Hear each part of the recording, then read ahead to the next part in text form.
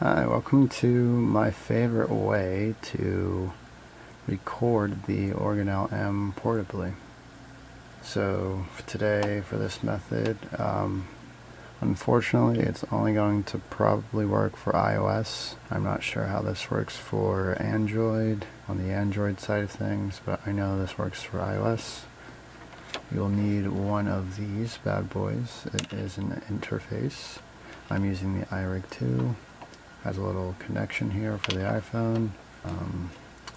So I have the Organelle running out of the audio output of the Organelle M running into the iRig2, and so you can hear what's going on, I have the output in my speaker monitors right now.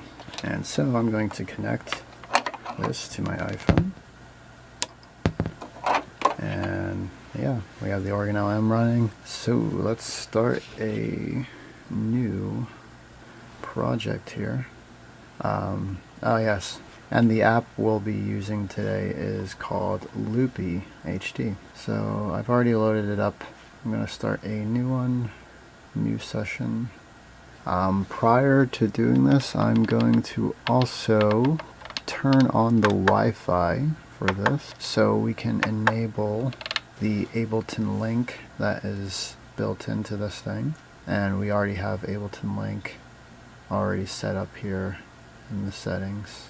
So if I need anything to be synced, it's all going to be good to go.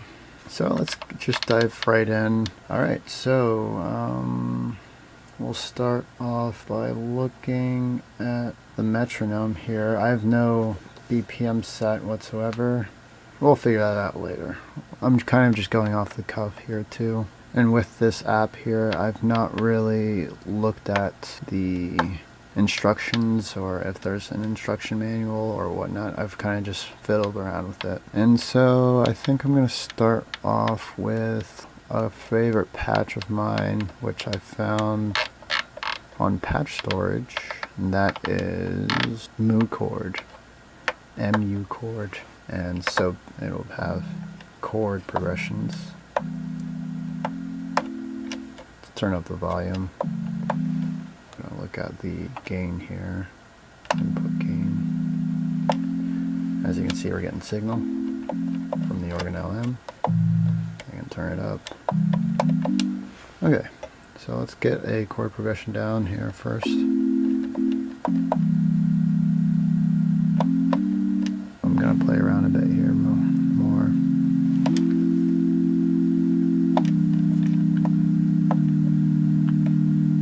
1, 2, 3, 4. 1, 2, 3, 4. 1, 2, 3, 4. 1, 2, 3, 4. I can actually turn on the click over here.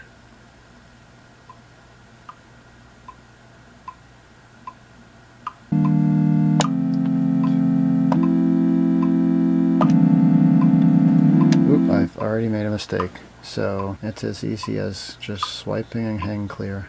So I have to set the amount of bars I want for this. 1, 2, 3, 4. 1, 2, 3, 4. So 2 bars. So let's just multiply that.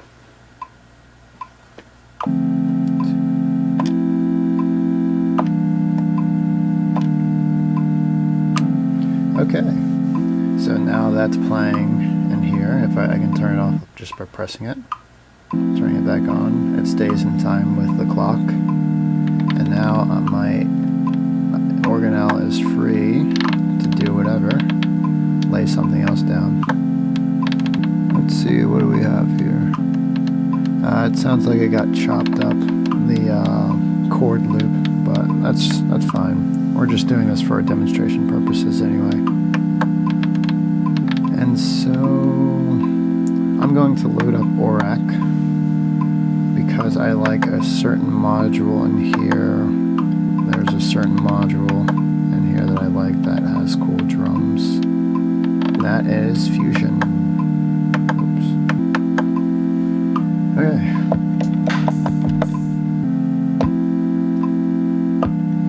Alright, let's record that in.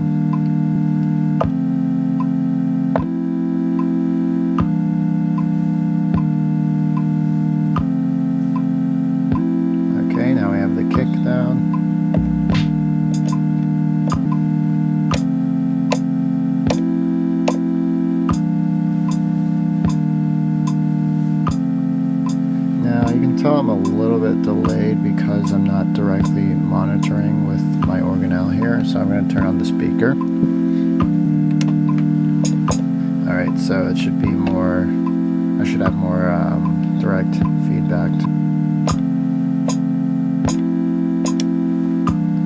Yeah, that's way better aligned.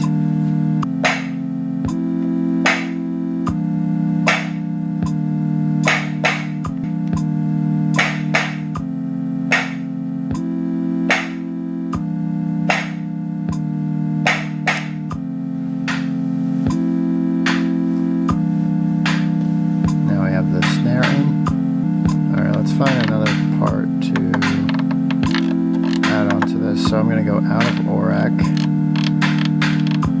Let's do maybe a bass sound. Yeah, let's try basic volume. Oh my god, that's loud. Let's try just the sine.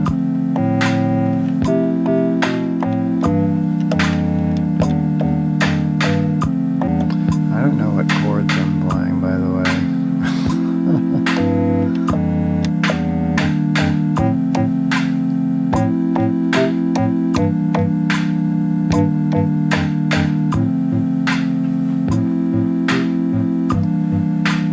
Now we can go over to one of my other favorite patches, and that is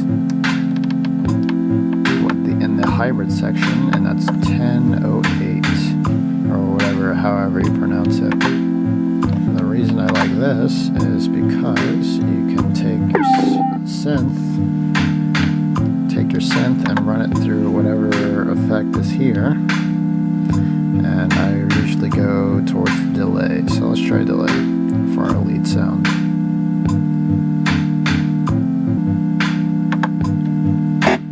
Oh my word.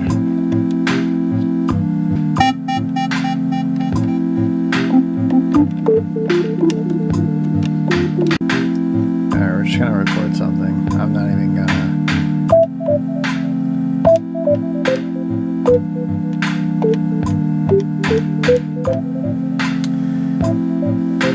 Okay, that wasn't playing whatsoever. But I think you get the point here. This app is pretty cool, and I enjoy it very much for recording the Organelle.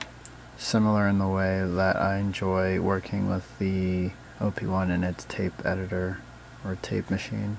This kind of offers the same type of thing that I've mentioned in my Organelle M versus OP1 video, or Organelle M versus OP1 videos, rather. So yeah, I think I'm going to show you another track I made. Oh yeah, I wanted to also show how you can also adjust. You can turn them off, you can sequence things like that live on the fly. They have a volume section where you can change the volume, you can just hold it, change the panning. So you can share and record things on here. I'm not going to get into all of that, I want to keep this kind of short. But let's go back to my other session. I'm going to save this one. And one I was messing around with the other day for demo purposes as well. I'll just play that. Okay, so let's turn the clock off here. I started off with this chord progression. Then I got the drums in.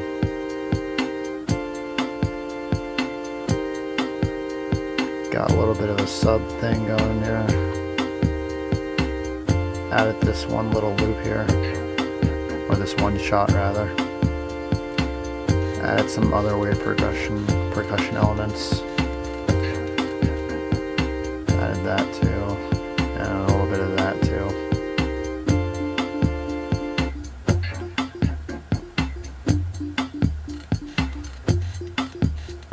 This thing is really cool. And if I wanted to record all of this, I would just have to click this button right here, and it starts recording whatever I'm inputting or playing live at the moment.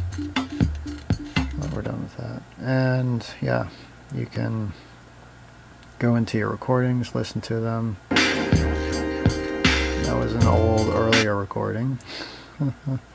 You got your sessions here. You can swap it to the session that we just did. Play that if we wanted. Oh, it's still recording. Whoops. Turn that off. Okay. Yeah, and so I can show off. That was recording the whole time. So if I could, yeah, and it has a little gap of time in there. And starting the new one. So yeah, this thing's really versatile. And yeah, this is just the core functions of this app. And if you have iOS, I haven't really delved into this, but if you have Audio Bus, this certain app that like connects certain effects and processes with this, it can really expand what you do on just your phone alone or iPad or whatever. I think that's it today. I didn't really go into the Ableton Link functionality. I thought I would, but it turns out I didn't have to. Not for this demonstration. But yeah, you should definitely check it out. This thing, this iRig2 costs like maybe 30 bucks. This app costs like 5 bucks. Yeah, I hope this was informative of some sort, and I'll see you next time.